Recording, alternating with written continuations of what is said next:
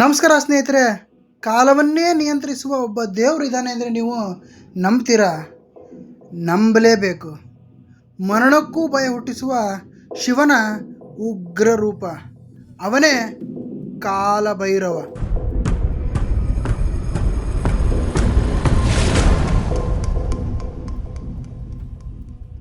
ಈ ಕಾಲಭೈರವನು ಸಾಮಾನ್ಯ ದೇವರಲ್ಲ.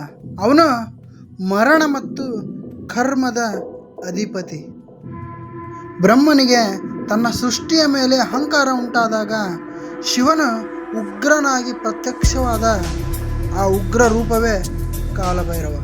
ಈ ಕಾಲಭೈರವನು ಬ್ರಹ್ಮನ ತಲೆಯನ್ನು ಕತ್ತರಿಸಿದ ನಂತರ ಆ ದೋಷವನ್ನು ಕಳೆಯಲು, ಅಂದರೆ ಬ್ರಹ್ಮಹತ್ಯಾ ದೋಷವನ್ನು ಕಳೆಯಲು ಕಪಾಲ ಹಿಡಿದು ಹೊರಟ ಕಾಲಭೈರವನ ಯಾತ್ರೆ ಕೊನೆಗೊಂಡಿದ್ದು ಕಾಶಿ ಕ್ಷೇತ್ರದಲ್ಲಿ.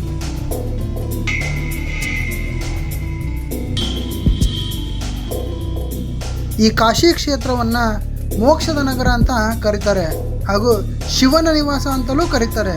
ಆದರೆ ಆ ಕಾಶಿ ಕ್ಷೇತ್ರವನ್ನು ಕಾಪಾಡುವುದು ಶಿವನಲ್ಲ, ಶಿವನ ಕೋಪದಿಂದ ಹುಟ್ಟಿದ ಕಾಲಭೈರವ.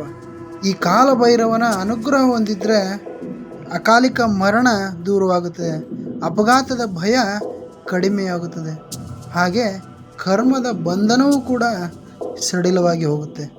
ಈ ಕಾಶಿ ಕ್ಷೇತ್ರದ ನಿಜವಾದ ರಕ್ಷಕ ಈ ಕಾಲಭೈರವ.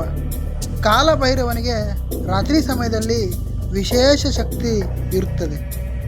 ಸ್ನೇಹಿತರೆ, ಈ ಕಾಶಿಯಲ್ಲಿ ಕಳ್ಳರು ಕೂಡ ಪೊಲೀಸರಿಗಿಂತ ಹೆಚ್ಚು ಭಯಪಡುವ ದೇವರು ಎಂದರೆ ಈ ಕಾಲಭೈರವ.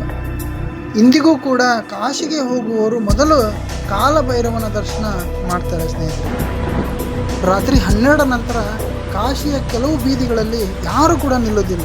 ಯಾಕೆಂದರೆ ಆ ಸಮಯದಲ್ಲಿ ಒಂದು ಶಕ್ತಿ ಸಂಚರಿಸುತ್ತದೆ, ಅದು ಕಾಲಭೈರವ ಅಂತ ಹೇಳಲಾಗುತ್ತೆ.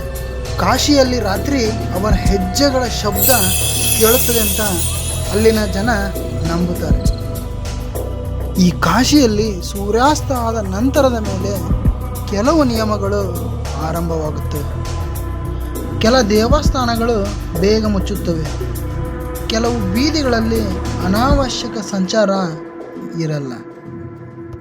ಯಾಕೆಂದರೆ ಆ ಸಮಯದಲ್ಲಿ ಅಧಿಕಾರವು ಕ್ಷೇತ್ರಪಾಲನಾದ ಕಾಲಭೈರವನ ಕೈಯಲ್ಲಿರುತ್ತದೆ. ಪುರಾಣಗಳ ಪ್ರಕಾರ ರಾತ್ರಿ ಸಮಯದಲ್ಲಿ ಕಾಲಭೈರವನು ತನ್ನ ವಾಹನವಾದ ನಾಯಿಯೊಂದಿಗೆ ಸಂಚರಿಸುತ್ತಾನೆ ಅಂತ ಹೇಳಲಾಗುತ್ತದೆ. ಅವನು ನೋಡುವುದಿಲ್ಲ, ಆದರೆ ಪರೀಕ್ಷಿಸುತ್ತಾನೆ. ಯಾರು ಪಾಪದ ಮನಸ್ಸಿನಿಂದ ಬಂದಿದ್ದಾರೆ, ಯಾರು ಅಹಂಕಾರದಿಂದ ನಡೆದಿದ್ದಾರೆ, ಯಾರು ಧರ್ಮವನ್ನೇ ಮರೆತಿದ್ದಾರೆ ಎಂದು. ಕಾಶಿ ಕ್ಷೇತ್ರವು ಉಳಿದಿದೆ ಅಂದರೆ ಶಿವನಿಂದಲ್ಲ, ಅದು ಕಾಲಭೈರವನ ಕಾವಲಿನಿಂದ. ಈ ಕಾಲಭೈರವನಿಗೆ 8 ರೂಪಗಳು ಇವೆ. ಮೊದಲನೇದಾಗಿ ಅಸಿತಾಂಗ ಭೈರವ, 2ನೇದು ರುರು ಭೈರವ, 3 ಚಂಡ ಭೈರವ, 4 ಕ್ರೋಧ ಭೈರವ, 5 ಉನ್ಮತ ಭೈರವ, 6 ಕಪಾಲ ಭೈರವ, 7 ವಿಷಣ ಭೈರವ, 8 ಸಂಹಾರ ಭೈರವ. ಈ ಪ್ರತಿಯೊಂದು ಭೈರವನಿಗೂ ಒಂದು ದಿಕ್ಕು, ಒಂದು ಶಕ್ತಿ ಮತ್ತು ಒಂದು ರಹಸ್ಯವಿದೆ. ತಂತ್ರ ಸಾಧನೆಗೆ, ಗುಪ್ತ ವಿದ್ಯೆ, ಭಯ ನಿವಾರಣೆ ಇವೆಲ್ಲವಕ್ಕೂ ಕಾಲಭೈರವ ಆರಾಧನೆ ಅತ್ಯಂತ ಶಕ್ತಿಶಾಲಿ. ನಾವು ಸತ್ಯದ ದಾರಿಯಲ್ಲಿದ್ದರೆ ಭಯಪಡಬೇಕಾಗಿಲ್ಲ, ಯಾಕೆಂದರೆ ಕಾಲಭೈರವ ನಮ್ಮ ಹಿಂದೆ ನಿಂತಿರ್ತಾನೆ. ನಾಯಿಯು ಮರಣದ್ವಾರ, ನಿಷ್ಠೆ ಮತ್ತು ಎಚ್ಚರಿಕೆಯ ಸಂಕೇತ.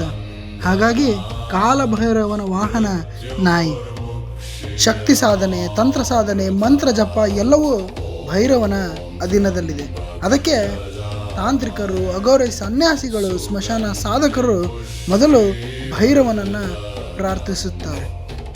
ಈ ಅಘೋರಿ ಸಾಧಕರು ಕಾಲಭೈರವನನ್ನು ತಮ್ಮ ಆರಾಧ್ಯ ದೈವವಾಗಿ ಪೂಜಿಸುತ್ತಾರೆ. ಸ್ಮಶಾನ, ರಾತ್ರಿಕಾಲ, ಮೌನ, ಭಯ ಇವೆಲ್ಲವನ್ನು ಮೀರಿಸಿ ಸಾಧನೆ ಮಾಡುವ ಶಕ್ತಿ ಕಾಲಭೈರವನ ಆರಾಧನೆಯಿಂದ ಸಿಗುತ್ತದೆ. ರಾತ್ರಿ ಸಮಯದಲ್ಲಿ ಕಾಲಭೈರವನು ಕರ್ಮದ ಲೆಕ್ಕ ನೋಡ್ತಾನೆ ಅಂತ ಹೇಳಲಾಗುತ್ತೆ. ಕಾಲಭೈರವನು ಮುಂದೆ ಬರುವುದಿಲ್ಲ, ಅವನು ನೆರಳಿನಂತೆ ನಿಂತಿರ್ತಾನೆ. ನಾವು ಸತ್ಯದಲ್ಲಿದ್ದರೆ ಆ ನೆರಳು ರಕ್ಷಣೆ ನೀಡುತ್ತದೆ.